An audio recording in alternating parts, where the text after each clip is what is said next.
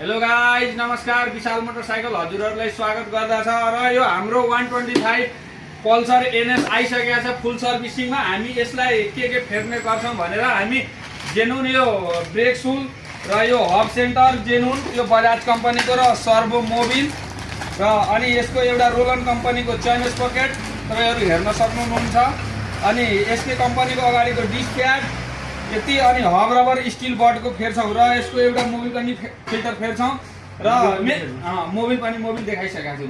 अनि के छ, यो भाइको बाइकमा पिकअपै छैन, अनि पिकअप छैन भनेर उहाँ आएर भन्नुभयो कि दाइ यसको फुल सर्भिसिङ गरिदिनुहोस्, हामीलाई ये वान चाहियो, बाइक एकदम आगो उड्ने जस्तो चाहियो। मैले भने तपाईँ चिन्ता नलिनुहोस्, हामी यत्रो सामान फेरेपछि एकदम आगो तपाईँको बाइक बनाइदिन्छौँ।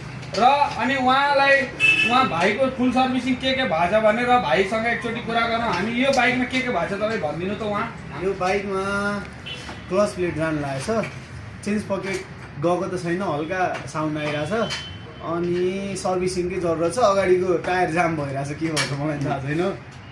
अनि यस्तो अब हामी यो यति सामान फेरेर बनाएर फेरि एकचोटि अर्को भिडियो तपाईँलाई म देखाउँछु कस्तो बाइक भएछ। टोटली भिडियो तपाईँले एकैचोटि बनाएर अनि दाइसँग दिने बेला पनि हामी ह्यान्डओभर गर्दा पनि कुरा गरेर यो बाइक बनाएपछि एकचोटि कस्तो छ, कसरी चलिरहेछ भनेर एकचोटि भाइसँग हामी कुरा गर्छौँ। र त्यति भन्दै अहिले धन्यवाद।